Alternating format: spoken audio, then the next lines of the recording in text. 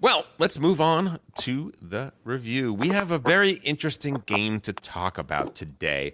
This is going to be, in some ways, it's very much like all the games that we talk about, but in one very particular way, it is quite different. We're going to talk about The Cost. It is a 2020 release by Armando, or Mo Canales. Mo is this is his first game design, but he is very much a fixture in the game hobby. He has a very popular group on Facebook about board games, and the artist is the famous Harold Leesky, and it is published by Spielworks. Ben, why don't you start off by telling us what the heck this thing is? So this is a very fascinating economic logistics game, but that strives to have a moral compass. Basically, what's happening is that we are playing different companies who are in the asbestos industry, and we're mining raw asbestos. We're transporting it over to mills to refine it. We're transporting it from the mills to various markets to sell it to make a profit. But all along the way, we are grappling with the question of do we mine and mill safely or unsafely? Because if you do it safely, you have to spend a lot of resources to make your product or to refine your product. And if you do it unsafely, you don't have to spend anything, so you're going to get a competitive edge, but you suffer fatalities in your mine or your mill, and those fatalities will add up and start to have consequences. And so the game is kind of asking you, what would you do to corner a market? What would you do for money? Like, or what are the ills of capitalism, perhaps? I don't know. There are a lot of things we could read into it. Mm-hmm. But what's interesting is that this isn't just your normal economic euro of moving things around a map and selling them. It's also trying to ask a question of the player, which is why the game is called The Cost. Like, what is the cost of something like asbestos and the asbestos industry? And right. That's essentially what the game is. Gotcha.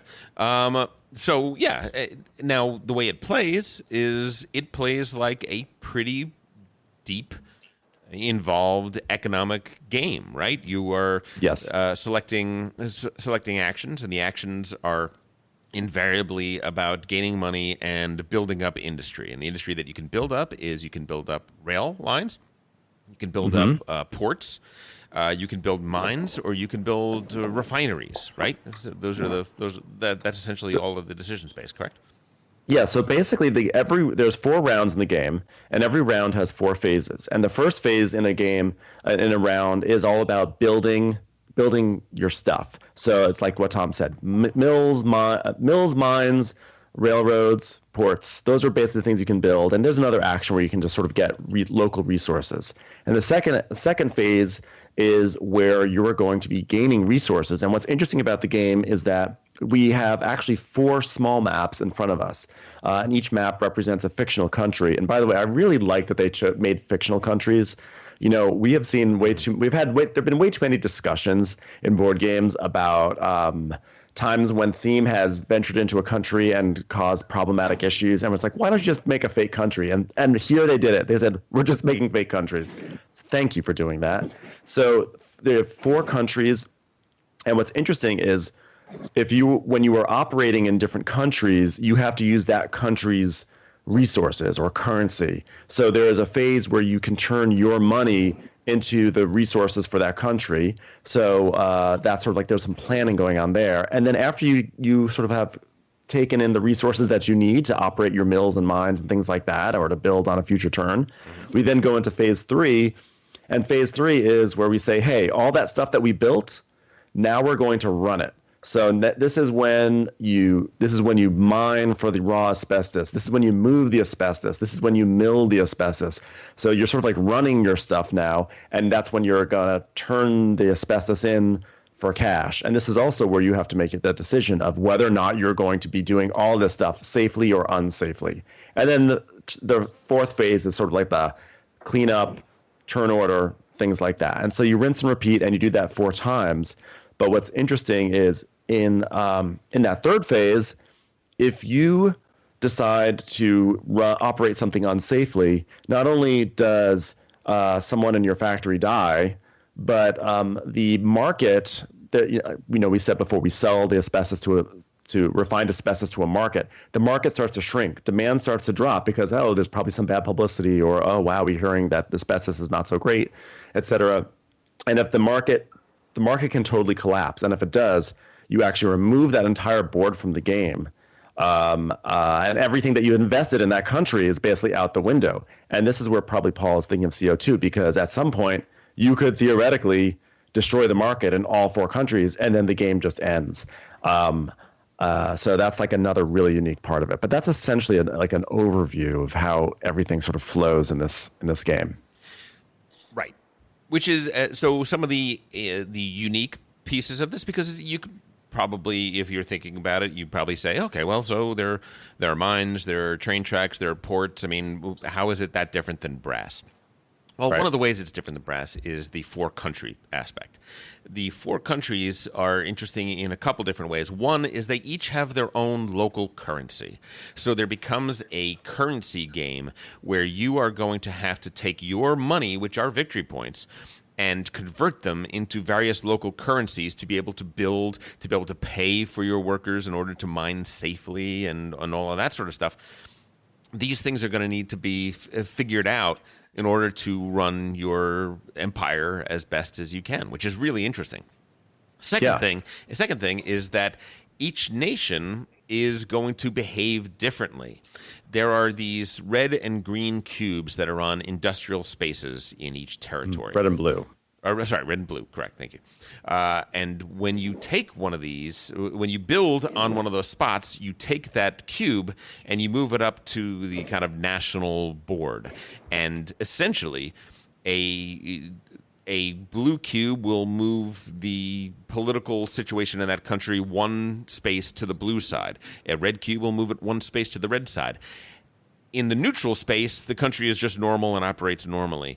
With each space that it moves up on one or the other side, advantages pop up. All of a sudden, if it's moving up the red side, your mines earn more money. Your refineries earn more money. Selling to a particular market earns more money. It's sort of a capitalist freewheeling. You can have more. You can have more people. It's very much like benefits for your businesses, right? You can staff more people, and then to the left, you get benefits for your infrastructure. So your rails and your ports get more and more powerful. So that's sort of how the depending on how you affect the politics in a country will impact how effective your investments in that country are. And that's very unique. I haven't seen that. I can't think of another game that does that. And it gives this game a very particular flavor in terms of the way it plays out, which is interesting. I think one thing that actually is kind of key to the game that makes it have a lot of tension is that everything that you put out, whether it be a factory or a mill, must produce. Yes. If they have the ability to produce, even if you don't have the money to pay your workers. So what happens is, like, if you miscalculate, or God forbid, someone like me puts something into your, say your mill, for example, and you must refine that asbestos, and you don't have enough money, you will have to hurt your market to do that. And I think that is actually where it becomes crunchy. Mm-hmm. But that's just what you mentioned.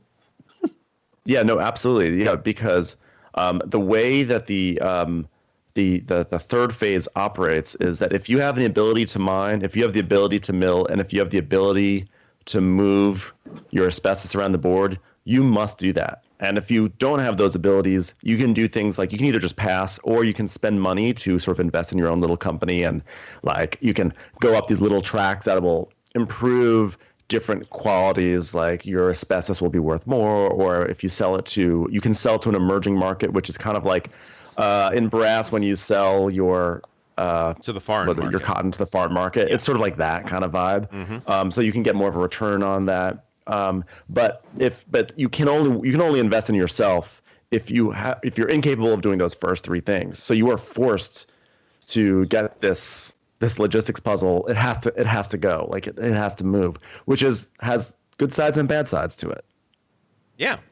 It's a very interesting game in that it makes for some very difficult choices, and the choices of player A can significantly affect and impact the what player B is going to have to respond to or rely upon, and it's actually a quite an interesting little mousetrap that Mo has created here. It's actually it's an incredibly dynamic game. Like it is really, really, really dynamic. Okay, because when you in that first phase when you were deciding how to build, first of all, there is you don't just say, oh, I'm building a mill. There's this funky kind of action board where there's a bunch of hexes. Each hex represents an action, and they connect to each other. And when you decide your actions, it's sort of like Catan when you build a settlement, how it has to be in the intersection of the hexes. You put like a marker in these intersections, and wherever the spaces that you intersect with, those are the 3 actions that you're going to be doing. So you have to consider that and what's available and what's good and what could be done. And all those actions have to take place in only one country. So you have to choose which country. And then you think to yourself, okay, well, I really want to build a mine right now because this feels like a good thing to do. But I don't know if I want, like, these countries right here, the political situation doesn't really benefit building a mine. So I don't know if I want to build there. And then the place where it does benefit a mine, the exchange rate to get resources to run that mine is really bad. Because the other thing is, as we invest in countries, the exchange rate will go up and down. So, you obviously want a really good exchange rate, so that way when your dollar will get you 3 resources for that country instead of 1. So everything that everyone does affects all these things. And so everything is always changing in a way that's super cool. Yeah. Or terribly frustrating and horrible, because there is a point at which the benefit to a player of a dynamic system turns on its head and suddenly becomes too chaotic. I wouldn't say that we're there in this, but it does have potential to be a situation in which, in a 4-player game, the 3 players that went before me have created a situation whereby my strategy is no longer tenable. Yeah. I mean, one thing that we've definitely discovered over the gameplays, and something that came through really strongly when we did a 3-player game, Paul, Trey, and I did, is that this is sort of like a fragile ecosystem of a game. And so it's this game is going to, so far, and by the way, I've played it at this point, I think 4 or 5 times. Yeah. So far, it feels like the game is going to be impacted positively or negatively based on how the players play, meaning that if the players play a certain way, the game could kind of fall on its face. Like it could sort of all these interesting systems can kind of like collapse on each other. And if the players play in a different way or a more sort of thoughtful way, mm-hmm. the game comes together and sings. And that's an interesting dilemma, and I'll expand upon that some more in a little bit. But that is something that has to be considered. That how you play this game will determine how much you get out of the game. Would you say that?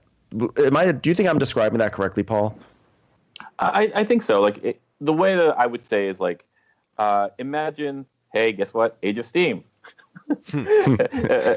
Imagine Age of Steam, but you didn't know how to play. There was no meta, and you just had like 4 people start playing, and they play 1, 3, 5 games, and then they walk away going like, it's not that great of a game, because like no one really knows how to really build it so the game is, can truly do. I think what happens is like, at least right now, we're in a phase where we're not exactly sure what the best meta is, or like for example, when I see new players play Age of Steam, they bid, I'm going to take 10 stock, or I'm going to take, I'm going to bid like 8 for like first player, and they've killed themselves already. They don't know it. they don't know that they've done that, but only through experience do you know, like, oh, that is way too much. And with this game here, like, there's the game itself pushes you in a certain direction. Like the first game I played the non-killer, but I had to play on brand the second game I played. So I just decided to kill everyone. I was never going to pay my workers, and everyone kept on dying, and we caused this situation where, for all of it, like it was not enjoyable for everyone. It was great for me because I had position. I just like was so far in the lead that there was no one could really catch me. There was nothing anyone could do. And I think, like, if we were to play this over a dozen times, what would happen is, like, I would make my move and other people would choose moves to, rather than to benefit themselves, to mitigate my counter your moves. So, for example, like, the real simple thing is, like, I built a mine first. I had great position. If people knew of what I was doing or that strategy, all they had to do was not build a mill, and then my strategy is completely destroyed, like, or at least nerfed. So there are ways to go about it. I don't know if we're in a place where we know what that thing is yet, but it's a huge sandbox. It is a sandbox, and I think actually, like, one of the best parts of this game is that I think there's actually an extraordinary amount of depth. There is just so much you can do, and the game ends and you talk about what you could have done, what could have happened. Everything you do there's like a counter. There's a counter to it, sort of like a splatter. If Paul is raising the earth, he is just tearing everything down. What would other people do to stop that or to undermine him? And there's like so many options, and we haven't really even touched on the fact that there's this whole infrastructure game. We talked about rails and ports, but if you start spamming railroads all over these countries or surrounding people's factories, etc., with them, you get $1 every time your railroad is used. And you get $1 every time your port is used. And then depending on the political situation, you get even more money. And then there's these other really interesting mechanics where you can increase your rail authority or port authority, which means that if there's a choice between your rail and someone else's, whoever has the higher rail authority has to follow your rail. So there's this game of, like, trying to, like, manipulate the infrastructure that way, which is really fun. And I love the depth in this game, and I love how all these things interact. But the question is are people, if you have a game of play like Paul described, where someone is just, like, destroying the earth and doesn't see the counters, and then the game ends and they're like, oh, okay, that was fine. Is that a problem? That could be a problem for someone who just bought this game. That could be a very unsatisfying experience. And why should we ask someone to, like, dive back in again after something like that? So I'll ask the game breaker. Paul, do you believe this game is eminently breakable, somewhat breakable, or not really breakable once people are better at it? The answer I come up with, because I've been thinking a lot about this, and this is the same as that's why I had the CO2 bit. Sure. Like, I think that the game, the quick answer is I don't know. I'm too early into the experience to really know. I understand that the game requires people of equal experience to play to get the most out of it. Yeah, I think that's what this requires, in a way that a lot of games don't. But at the same time, like Age of Steam, like, you're not going to win your first game. And Age of Steam, Brass, I mean, Martin Wallace designs are unforgiving in that sense. I would say Splatter as well, unforgiving in that sense. Absolutely. Yeah. And so the question is, can you find enjoyment despite the fact that your lack of experience is going to cause you to lose? And whereas Splatter and Martin Wallace, you could find something, in this game, there seems to be a chasm. Like where I've only played the game maybe one less time than Trey, and we played this last game, this 3-player, and I just had turn position. I did the most basic strategy that I could think of. I was like, I went in before the game with, I'm just going to kill people. I need to see what that looks like. Yeah. Trey was last, and the very first thing was like, is there a move for me here? Yeah. and we go, and we're thinking about it. We're just talking about like, well, you could try this, but this is actually nerfed in a 3-player that wouldn't be the case in a 4-player. And we go, I don't know. And in the end, like, I ended up with 44 points. Ben was at 22, and Trey was at 8. And I don't think Trey played badly. I think Trey did the best that he could, considering the situation. I mean, so this is what was interesting. So the 4 of us, Trey, Paul, Tom, and I, we all played last weekend. I had an absolute blast. I had so much fun. It was fun.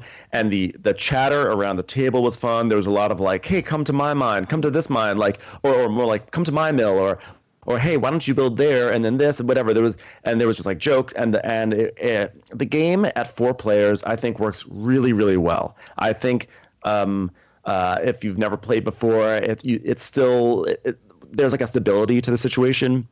But with 3 players, we found that things went awry, and basically what happened, like Paul said, he decided he was just going to burn down the earth, and so we started on this one country, Salmo.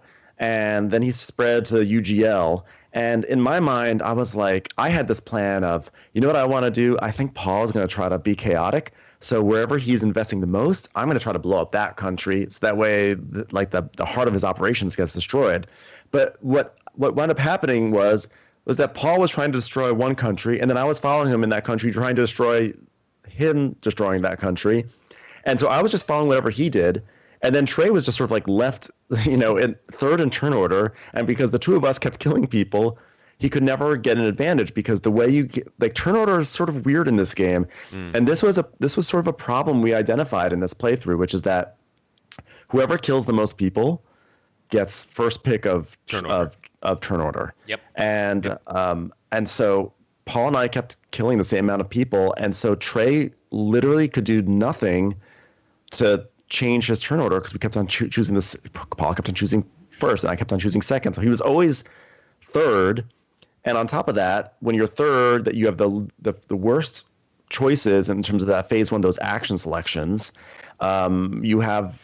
You're just, if there's a country that's on the brink of exploding, your chances are it's going to explode before you even get to run your infrastructure there. There's all sorts of things that can happen from that. Right. So there was a lot of wonkiness that came out of that. And the reason why I'm monologuing about this right now is to say that we could have maybe prevented some of that wonkiness if, when we saw what Paul was doing, Trey and I said, hey, we should work together to stop this madness that Paul is doing. And it didn't occur to us to do that for a long time. And the game doesn't do anything to say you guys should talk, right? Right. So if you're not thinking on that level, the game's going to sort of fall apart. And I think that's what we're talking about, that it's a fragile ecosystem. The game says, okay, here are these systems, play in them. You could mess it up real bad, and that's going to be on you. So do you think that there is a problem with the 3-player version of this game, or am I just such a delight that my absence drives things to heck? Do they have to be mutually It could be exclusive? both. It could be both. I will accept both. No. Here's my question. Paul's strategy. All right, Paul's the game breaker. That's what he does. This is all he does. All right, and you can't stop him. Not all I do. I do a little more. But like, I'm a lovely person. I'm a lovely person. I don't know. I have a lot more dinners with you. So here's the question, though. Is there a strategy for that last game? What could you have done besides not building a mill? Because not building a mill probably is a non-starter as a strategy. You're basically saying of the 4 industries in the game, we have to eliminate one because player number 1 did blank. That's probably right. I have a response to that. Sure. Paul has a response, and by the way, Paul has a theory, and I actually have a see theory. Let me hear it. Let me hear it. Yeah. So in this particular case, I build a mill. People suspect that I'm going to burn the world. What you do is you build roads, and then player 2 builds the road. Player 3 builds the roads. Basically, player 1 now will only get $1 from the first round. Sure. And player 2 and 3 get $2. Sure. They're actually in a higher. They're actually in a better position now, and no one has killed anyone. No, you've killed somebody. Yes, I killed someone. So well, you built a. Did anyone build a mine? Or yeah, in his example, he built a mine and he killed people. He killed somebody. Yeah. So what will happen is the player 1 will have to build his own mine, not mine, his own mill, and he won't have the money. So then the game becomes this kind of cock blocking ish. Why won't he have the money? He can choose. He only made $1. But he can choose. He only started with 2, and he sold to the He only made $1 because he sold to the emerging market. Is that what you're saying? But you can choose. But you can choose an action which gives you money in that country. Exactly, but what happened in our game was that once round 1 was done, I had all the money I ever needed. Gotcha. The money becomes a real issue for that player, and then you hamstring the whole thing. It's the way I see this game. It's actually kind of a narrative, and I where CO2 didn't do it for me. This game does, because if you keep on playing it, if you play how can we make sustainable economic choices? I believe kind of like QE, how I broke QE objectively. Didn't happen. Not true. The steady state version of this game, and I'm predicting, I don't know for a fact, is going to be where people are going to be punished for trying to go for the high point value, high yield, early strategy. It's going to require this long, slow burn that winds up being more sustainable. And as far as the narrative, as far as is there a way for us as humans to make money and not destroy the earth? This kind of guides you into that. If you have the patience to play 30 games and see that happen. I don't know if anyway. Well, I mean, what's interesting is, so my proposal was, and again, one of the issues that we had is, so Paul does his mill. He does a mill, so I think, I'll do a mine, because with my mine, I'll make my raw asbestos and deliver it to Paul's mill. And when you do that, you get more money by doing that than to selling it to an emerging market. Okay, so I do that. He does a mill, I do a mine, supply, demand, all that stuff. And then Trey is left. The logical move, it would seem, would be that Trey would do a heavy, he would just lay down all the rails and the ports.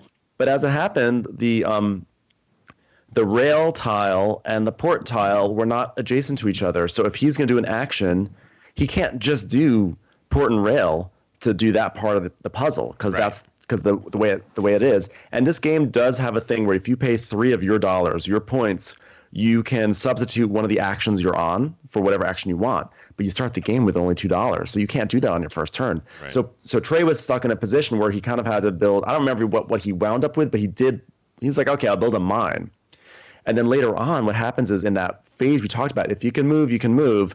So I move my asbestos to Paul's mill.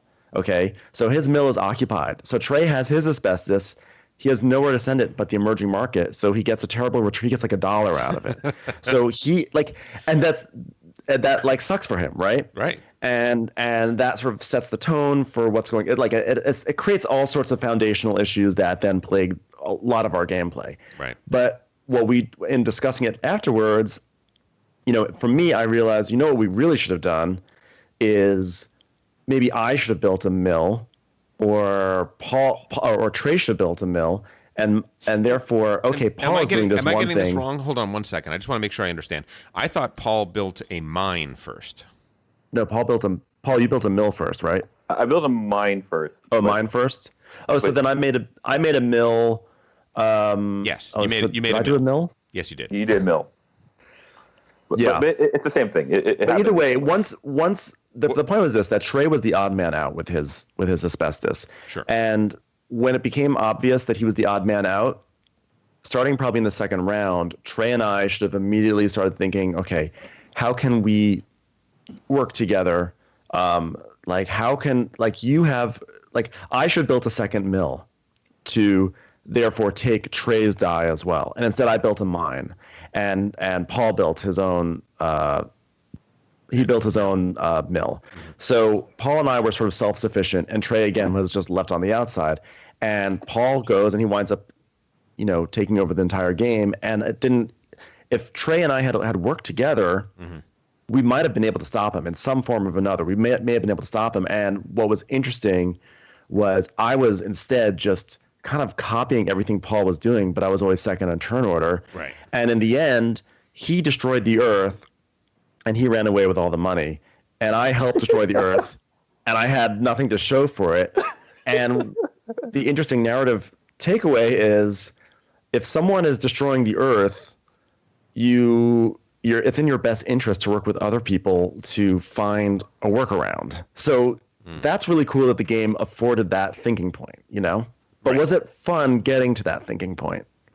I mean, it sounds to me like, from the play that I got in and hearing what you guys are saying, it sounds like there might be a problem here. Way too early to tell, but it might be. There might be a problem. This is a game about asbestos mining. If the first player builds an asbestos mine, not an unlikely scenario, nobody can say for sure whether or not that person is just gonna watch the world burn, as we say, and just kill off their people.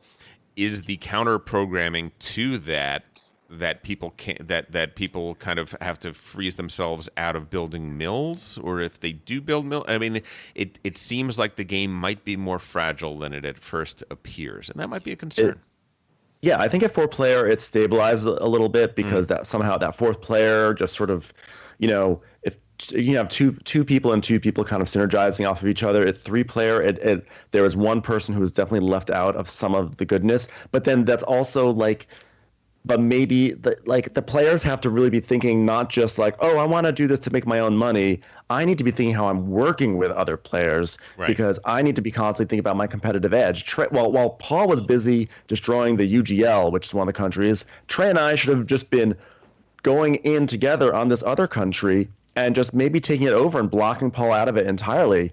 There were so many things that we probably maybe could have done, which in one ways is like what's so cool about the game, and that why after 5 plays I still feel like there's still so much to learn and explore about it, which is what I really, really like about it.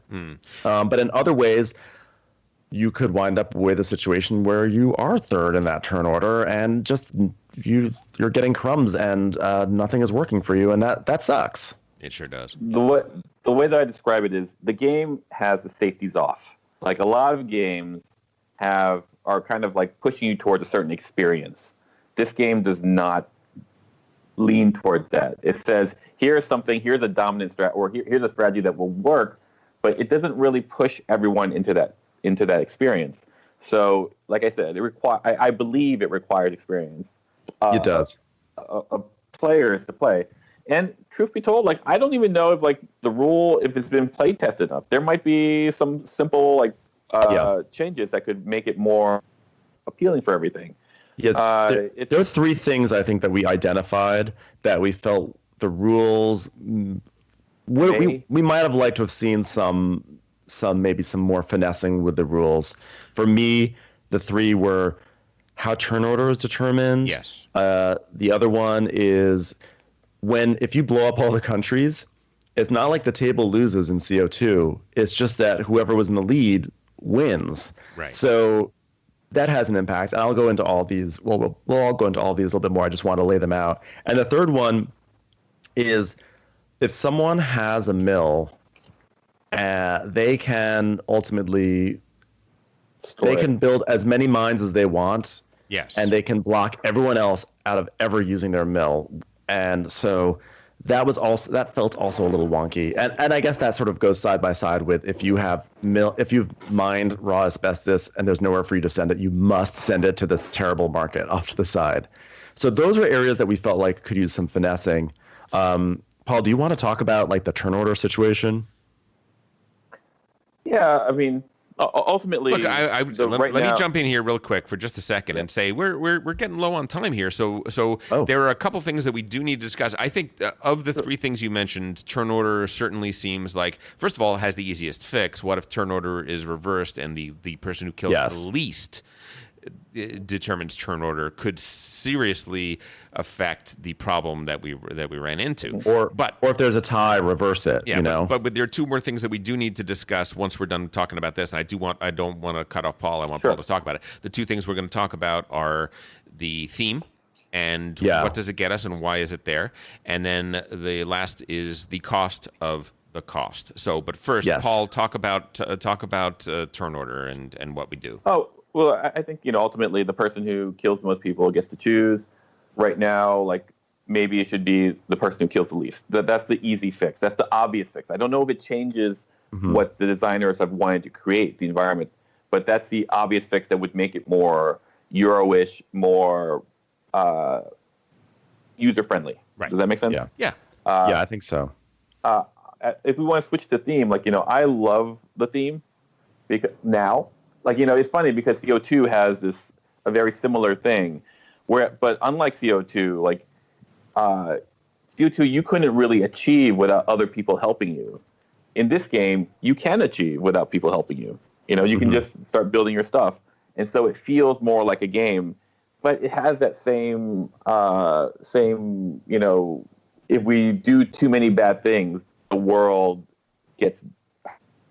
Well, it's more like the markets just get closed down. And so the fact that, like, if Paul destroys all the markets and he still somehow winds up winning, it's a very cynical message it's sending, which may be part of the intention. Yeah. But in terms of gameplay, a point that Trey brought up that was really good was that, if you're in last place, you're also kind of motivated. In CO2, if you're in last place, you might be motivated just to burn the whole thing down. And it's up to everyone to say, we need to keep this together, right?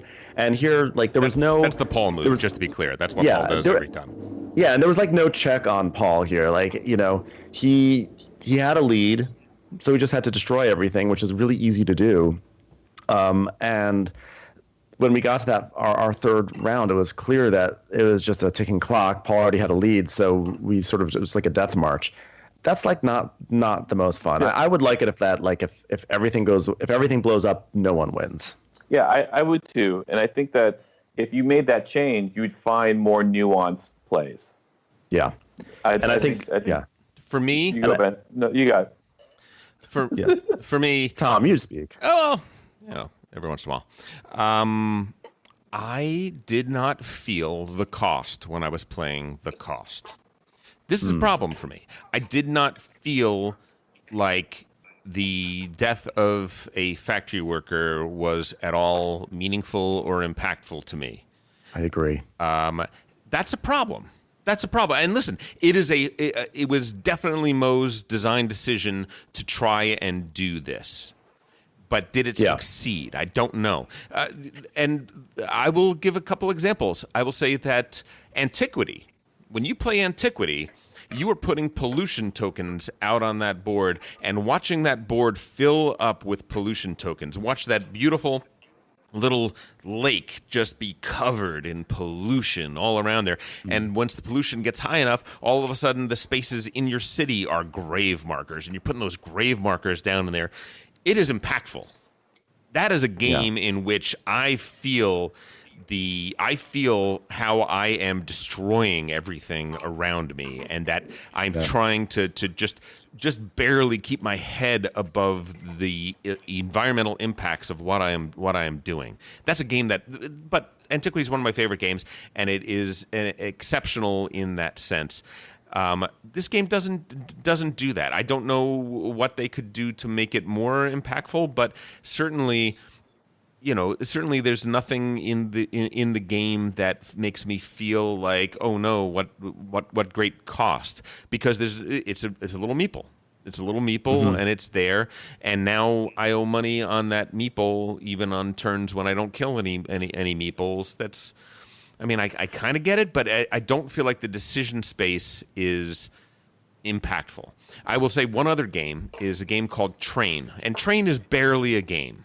Let's recognize that. It's not really a game. It's designed to be an experience. A woman named Brenda Romero designed it, and essentially it's these little trains on train tracks, and you have all these little meeples essentially, or these little pieces, little yellow pieces, and the game you're going to be flipping over cards, and the cards instruct you to be putting these little pieces in these little boxcars, and the idea is to get you win the game by putting as many as you can in. The twist, of course, is that halfway through the deck, 2/3 through the deck, you're going to flip over a card that, in addition to giving you the next instruction in terms of how to win the game, it mentions that the destination for this train is Auschwitz.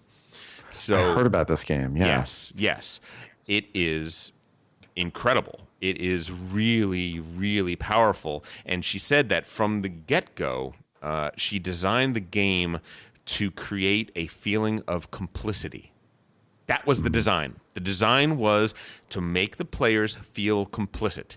You are playing an optimization game, and all of a sudden you realize the cost of it, quite literally, the cost of it. And and while the intention of the cost, I think, is hugely admirable, 100% in favor of it, I don't know that moment ever came or ever could come. So I think the designers tried to do that with the last bit, right? Like, after you win the game, there's a little epilogue. Is that correct, Ben? The one you read? Yeah, when you win the game and you read the rules for endgame scoring, it then says something along the lines of, now look at your player board and look at how many people have died. Did you really win? Like, what was the cost for your victory? So it does say by the way, you're a terrible human, basically, But what I will say this, though, I think I agree largely with what you're saying, Tom. I think what's interesting is, as you discuss strategy in the game, how it's interesting how the strategy maybe parallels things we should be considering or industries should be considering. Everything we talked about that Paul was mentioning about how how does one create a sustainable industry? Like, the fact that I'm thinking about that now, I think, is important. The fact that I play this game and now I have those questions is good. And also, lots of credit to the rulebook. The rulebook can be a little difficult to read at times, but it's filled with all sorts of really interesting information about asbestos. So I actually learned a lot about the asbestos industry, asbestos itself. So I really appreciated the educational aspect of the game. That's great. But ultimately, like what you said, Tom, when guys died in my mind, I found that every game I played, there was almost like a Grand Theft Auto quality to it, where people. It pains me to say it, but people would sort of be like, oh, well, I'm killing someone else. Oh, sorry, guys. Sorry, little guy. It's sort of like, it's actually not, it's kind of taken lightly, which, I don't like having to admit that because it makes me sound like a really shallow person, but You are. But the truth is I am very shallow. but I tried to really pay homage to the gravity here of what the game's trying to do. But I did find that in general, with a lot of people I played with, it's sort of, the death part kind of was taken a little lightly in actual gameplay. I feel like that's part of the design. I think it's supposed to be taken that way because, the idea is putting yourself, I believe, is to put the players into the realm of, you're an industrialist. Industrialist. Yeah, exactly. And this is how, if you think of, just trying to win, this is the cost. And I think that's what I think that's what they're trying to achieve with it. And I think it's a very interesting way of going about it. And I compare it to CO2, blah blah blah. And it's really, I feel like its ambition is not just gameplay, but social. I almost feel like they're trying to change people by creating this dynamic. I don't know if they're successful entirely, but I see the ambition, I think. Oh yeah, I think I said that right off the bat. I think I laud Mo for attempting this. I think it's fantastic what he was going for, but we played under fairly ideal conditions. I knew what this game was coming into it. I knew it was about that. I was hoping from the moment the rules explanation began, I was hoping to have not a fun game, not an exciting game, not a tense game. I wanted to have an impactful game. I was in the right place for this, right? And I didn't feel it. And maybe it's But because the part. I think that Paul might be right though. Maybe Tom, you and I came into it from maybe the wrong perspective. You go into CO2, every time that CO2 level thing goes up, the table is like, oh, like it wants you to feel dread as it happens. And I think maybe Paul is right that maybe as you play, you lose yourself in the quest for victory and money and points and greed and all that stuff. And then it's saying like, guess what? You became one of these people that you probably thought you were going to come in and try not to be that person, right? Does it so maybe say, there is something about that. Does it say how many people died? What do you mean? Well, because train is a great example, right? When you flip over that card and you realize this train is going to Auschwitz, that is chilling. It hits. It just it's a punch to the throat. And for this to work, I need a bigger punch to the throat at the end of it, right? If this game is also about complicity, and I think that's kind of what Paul is arguing to some degree, is that we're playing an economic game, we're doing this, we're complicit. Where do we get that what have I done feeling? And the what have I done feeling, to me, would be better represented if the end of the game was, please read this out to everybody. Congratulations if you won. Sorry if you didn't.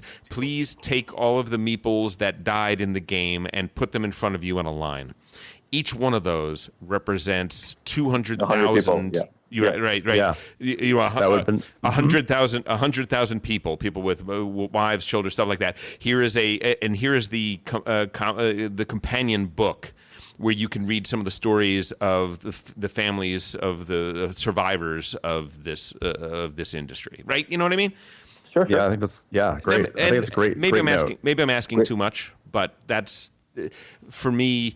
It fails because it never delivers the punch that it wants to. So there you go. I would say, and by the way, I would say my final thoughts on the game are that, first of all, for a first-time design, like, oh my goodness, like standing ovation. Right. I think this is probably one of the most interesting games I've played in a long time. I think at 5 plays in, I'm barely scratching the surface, and in many ways, I still want to keep playing. I kind of want to do another wonky 3-player game just to see, like, could it be? What could we do? I want to keep on trying these things, and we kind of haven't even scratched the surface, even in this review, of all the different ways you can manipulate board game states. That political situation, the way you adjust the domestic markets, the way you can interact with one country with another. So there's a lot of great stuff under the hood here. Yeah. But there are some things that are like that feel at this point like, gosh, it's not fun for me to sit there while Tom just delivers from his one mine to his mill, over and over and over again. I've maxed out all my special powers. I'm just sitting here saying pass, pass, pass, pass. That's like a wonky thing for me. I very much stuff enjoyed like that. That was fun for me. It feels like in many ways, I've had some gameplays of this that were incredibly fun. I've had some that were a little meh. I think at the end of the day, when you look at how much the costs, as you said, it's right now it's $95 from the Board Game Geek store, and that's a lot of money. And I understand Spielworks does limited batches, but that's a lot of money. And I think if this game were like $40 to $50, I actually would say still buy it, because there's so much to explore. It could be like, why not? 95 is a lot. I think you have to really consider, how much a game like this, do you want to really dive into a game that can be really amazing sometimes and then also fall on its face? Right. Paul, what do you think? I feel like it is like going to a high-end restaurant that does avant-garde food. If you're into that, you're going to pay the price. Vespertine? And if you're sure. If you're not into that, you shouldn't really pay the price, because you're going to resent the cost. Yes. I think it's ultimately, this is for a specific type of person looking for a specific type of experience, willing to put a certain amount of time. And if you're not that person, I don't know if I can recommend it. Playing on it, it works for me because it really stimulates some of things that I really like. But I don't actually necessarily play a game for fun. I play a game for meta, and this game has so much meta forming right now for me, at least. There's the game will change accordingly to the people who play it so much that it really helps. It's really what I'm looking for. Right. And for me, okay. So point number one is that my spidey senses are tingling a little bit in this game. And what I mean by that is we have only played it a few times, right? We have not played it anywhere near long enough to deliver any kind of judgment. But I think that given the mechanics and the things that we are seeing, there is at least a 20% chance that this game is actually broken. There's a 20% chance that as people start to play, there will be a thread on the Geek which will say, when player one does this, the game becomes, the only response is this, and then this, and then this, and it spirals down, right? There's a possibility that this game, as written, is broken. Now, number one, that there could be a very easy fix to that, which is a great thing. But for me, a $95 game, which I'm willing to pay if it's a splatter level game, and the bones of this are a splatter level bones. This is a very interesting design. It is fascinating. It is a very ambitious and interesting economic puzzle that is unique and presses a lot of Martin Wallace and Splatter buttons while feeling completely its own thing, which is an amazing accomplishment.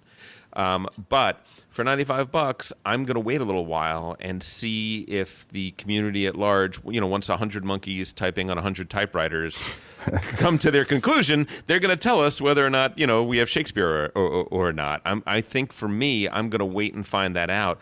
I am hoping and praying that this game, that our early reservations will not be condemnatory, because I do think that this is kind of an amazing design. And then the last thing is I stand by my statement on the theme of this game, that it does unfortunately not deliver on the promise of its intentions, and I wish that it did. I hope that somebody listening, somebody on the Geek, they could put together a little file to put up on the Geek, which would create that more impactful ending that this game frankly deserves, that it's been designed to deliver. And I hope somebody gets a chance to do that. So The Cost is a tremendously fascinating game. I'm so happy that Ben pushed for us to play it and review it, and I'm really I find it completely fascinating. I'm gonna still explore it, and maybe later down in the round or next round or whatever, give just a little update on how the playthroughs have evolved or not evolved. But yeah, I think end of the day, wow, what a remarkable design, even if it is a little broken. And I think this game is unique enough and interesting enough and impactful enough that I think it is due an update. So I look forward to that. We will make sure that we make that happen. Yes. Hey, if you enjoyed that video, you very well might enjoy the other videos you now see being suggested to you on screen. Also, we'd greatly appreciate it if you could like, share, or subscribe to our Game Brain channel. Thanks so much.